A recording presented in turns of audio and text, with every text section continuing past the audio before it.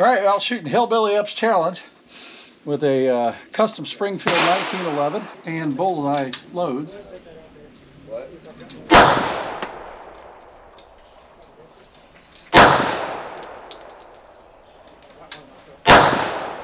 Oh, I nicked it, but that was awful shaky. I'm out of practice with this gun. I'm shooting it two-handed. I should be shooting it one-handed.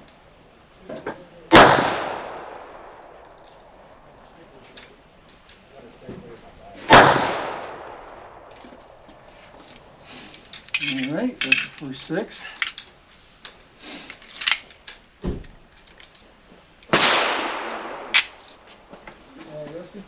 Yeah.